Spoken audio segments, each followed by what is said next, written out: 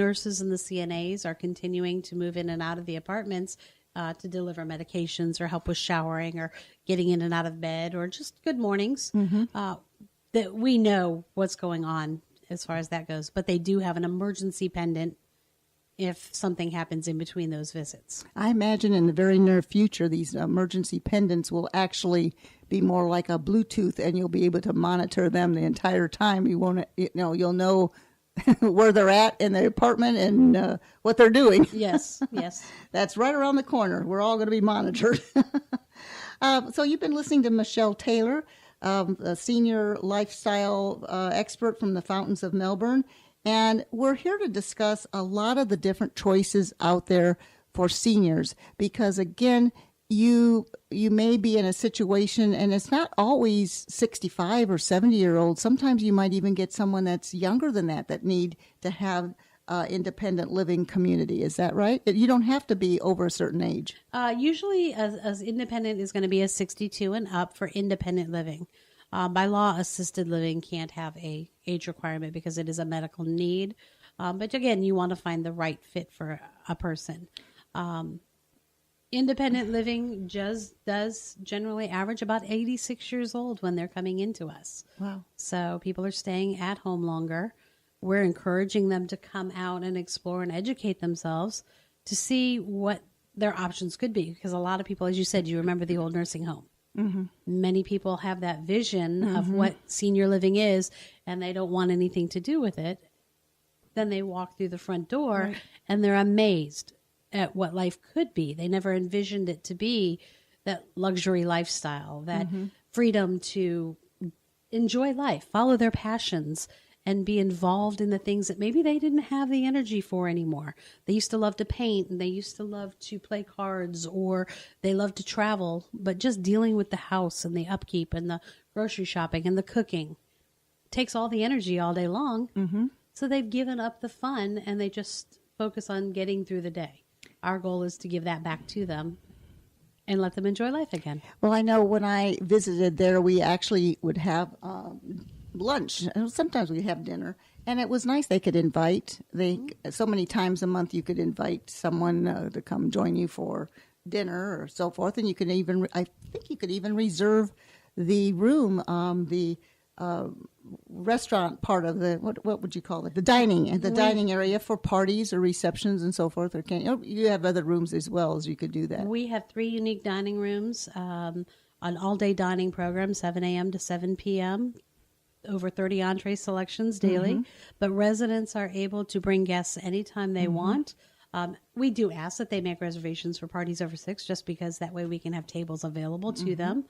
But anytime, but they serve you just like a restaurant. They Yes. come. You have a nice waiter or a waitress, and they had, if I remember correctly, like a buffet for salad. I mean, it was really quite nice.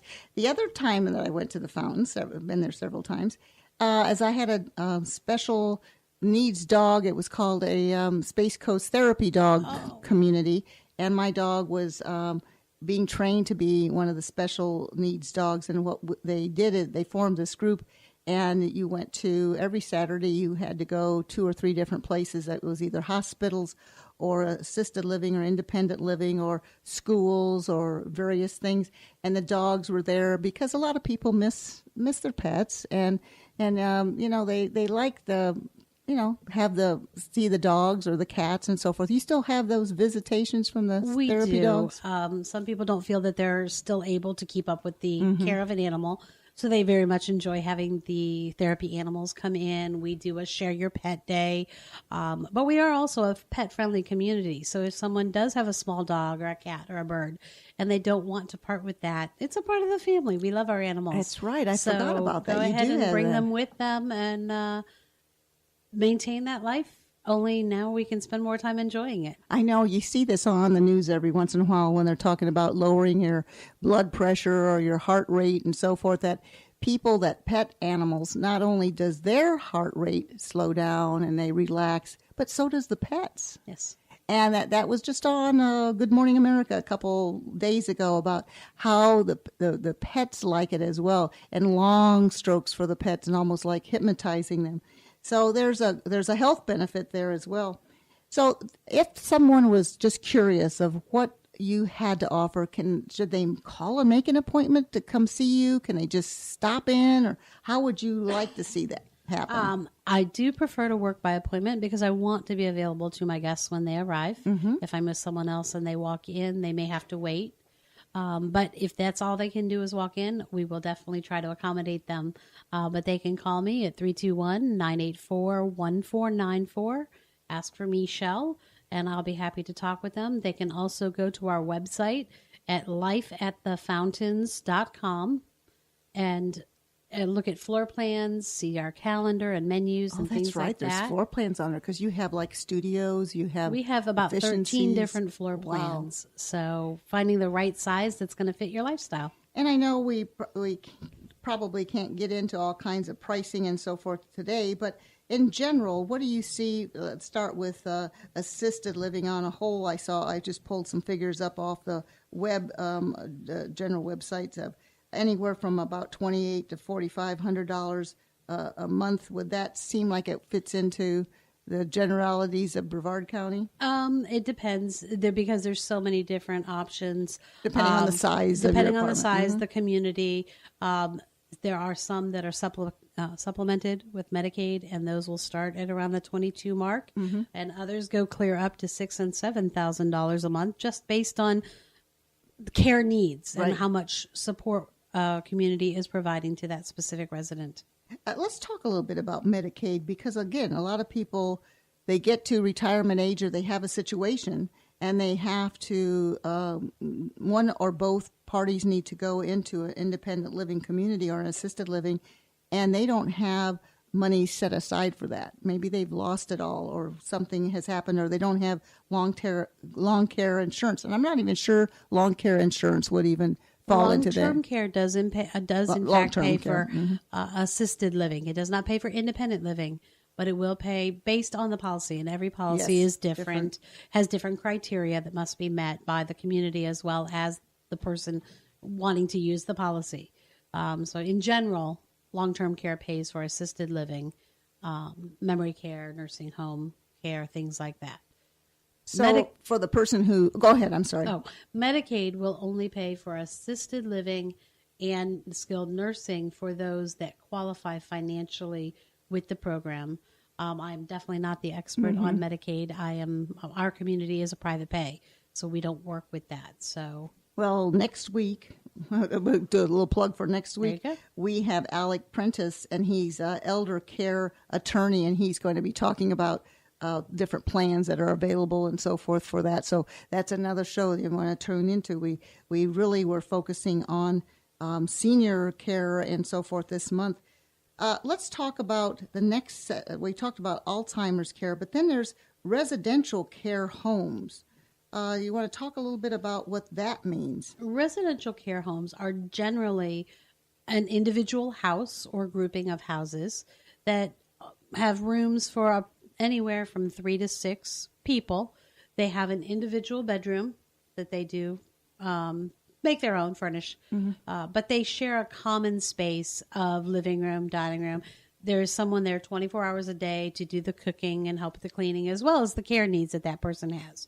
So those might be a less expensive option, but they're going to have to share some more space than they would in one of the other options. Right. So it's more of a house, not necessarily a standard house that we're thinking of, but a home that might have It is generally a converted house, a normal, and they share the kitchen home, and so forth, and a multitude of bedrooms depending on how it was built. And kind of like a frat house. Kind of, yes. Frat house for seniors. Okay. Then there is that respite care? Respite care. Respite care. Yes. Respite care is generally a very short-term stay in a community. It could be anywhere from 3 days to 30 days. And that is where someone normally lives with a family member or is in town for a short period of time and needs more support than they can get from their family. So, or maybe the family, the caregiver needs to take a break, go on vacation, or has to take a trip.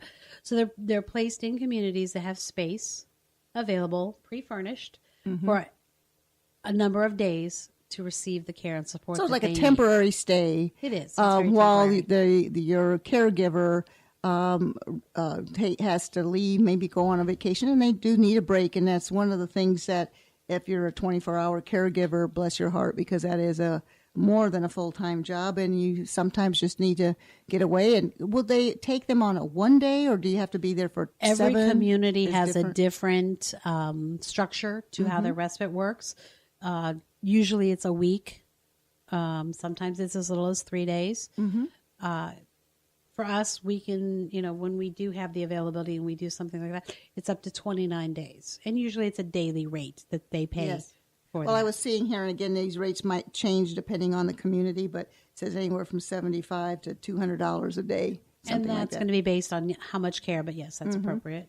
Then you have home care, and that's basically what we're talking about right now, where maybe the elder parent is staying with the children. Is that what we would consider home care? Home care is actually, you'll see home health agencies all over Brevard County. And those are agencies that allow caregivers. They could be just a companion. They could be a CNA, which is a certified nursing assistant, or even some nurses that go into a person's home and provide support there. It is not necessarily that they're living with someone else. They're living in their own home, and they are having someone come in and provide the care that they would receive in an assisted living within the home. So for some people, that is a great option. The only thing that they're going to lack in that situation would be maybe a social outlet. I know when I was taking care of my mother, I had a full-time job. So when I went to my job, we had a home care giver stay with my mother and make sure, because you know what happens. They want to be so independent, and they don't like to they don't want anybody helping them, because that's the one thing that a lot of seniors think. As soon as my car's taken away from me, or as soon as I have to abandon my home, and as soon as I have to ask for help, then I feel like I'm less of a person or something. They don't like to give up that independence. Correct. So if you don't have somebody watching them or being there with them, they're getting out of the bed by themselves and doing a lot of things they're not supposed to do, and then bingo, there's another accident on the floor. So home care is very important for the person that is taking care of their parents or even sometimes disabled children or something like that, that be able to have that outsource, to have that person coming in that can relieve them of some of those duties during the day. So all of these are various different things that are possible. But again, we always stress here on Your Hometown Solutions that it's all about getting the experts' advice. You want to know what's available before you have to make that decision. So before you're faced with putting the parents into another community or having them leave their home or whatever, sit down and look at the whole scheme of things, the whole picture, because perhaps you're not ready today, but maybe 6 months from now you will be, and it'll make your life a lot easier if you already have some ideas on figures and facts and so forth, because it's all about making the right choices. And again, we want to thank Mechelle Taylor, and with the Fountains of Melbourne Senior Living, she's the sales director there. Give out your information one more time. You can reach me at 321-984-1494. Education is the key, and I'll be happy to help you. You can also go to our website at life@thefountains.com. How many apartments are at the Fountains right now? We have 265 apartments. Okay, and residents? About 300 people live there, so it's a nice, diverse community, but yet at the same time small enough to make it feel like family. And another thing, we just have a couple seconds left, but one of the things I noticed when I used to visit there, you were allowed to have a wreath or something on your own front doors. People had little flower arrangements. They had their own welcome mats. So it had some personalization to even your front door. You can personalize the front door. You're going to make that apartment home your space. Exactly. You bring your precious treasures with you. Exactly. You don't have to give it all up. It's wonderful. Thank you again, Mechelle Taylor, for joining us today. I'm Jean Newell with Waterview Realty. We interview experts on all kinds of diverse information. Again, if you want more information on past shows, on what we have coming up, even about what we've talked about today, go to our website at yourhometownsolutions.com and ask for our